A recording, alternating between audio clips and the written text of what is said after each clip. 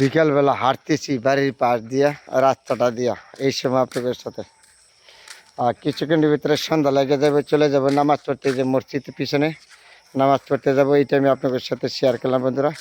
ঠিক কিছুক্ষণের ভিতরে সন্ধ্যা লেগে যাবে। খুব দারুণ সুন্দর একটা জায়গা না দেখার মতো। কিছুক্ষণের ভিতরে সন্ধ্যা লেগে যাব, চলে যাব নামাজ পড়তে।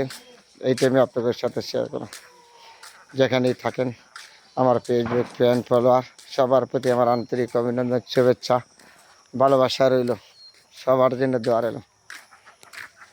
হাঁটতেছি, হাঁটার টাইমে ঠিক বিকেলবেলা হাঁটার টাইমে আপনাদের সাথে শেয়ার করলাম। ওই দিক দিয়ে রাস্তাটা দেখছেন কত সুন্দর। হ্যাঁ, চলে যাব কিছুক্ষণের ভিতরে আজান পড়ে যাবে। এই যে রাস্তা দিয়া এগুলি হলো হাঁস, এই যে হাঁটতেছে হাঁসগুলি দেখেন, এই রাস্তা দিয়ে হাঁটতেছে।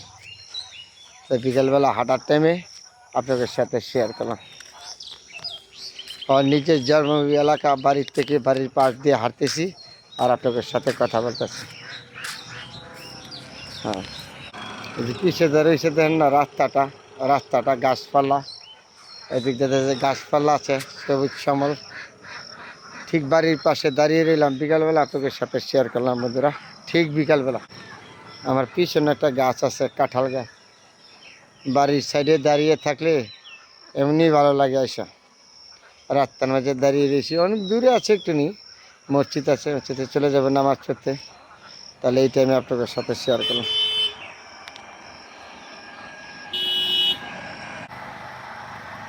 বাড়ির পাশে দাঁড়িয়ে থাকলে এরকম বিকালবেলা আগে দাঁড়িয়ে থাকতাম, কথা বলতাম, বন্ধুদের সাথে আড্ডা মারতাম, বন্ধু বান্ধব। এখন আবার মনে হয় তো আজকে আবার এখানে আসলাম, শেয়ার করলাম। দেখছেন এই যে রাস্তার মাঝে দাঁড়া রয়েছে ছাগল, এই যে আঁশ, এগুলি হলো ঘাস খেতেছে।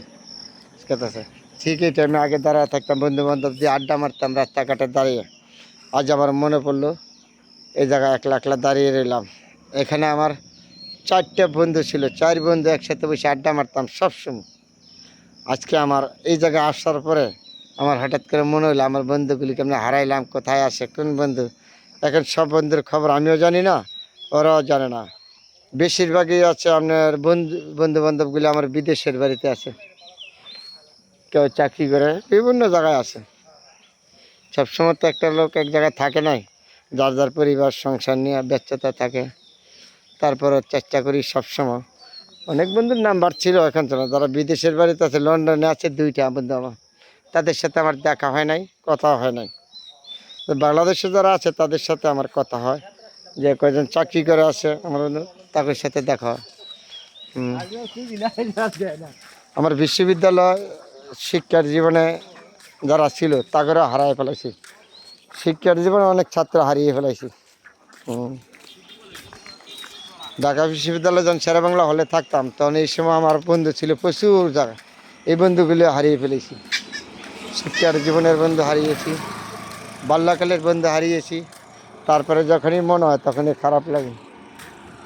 এই জন্মভূমি এলাকায় আসলে এগুলি মনে হয়ে যায়, তাই আপনাদের সাথে শেয়ার করি।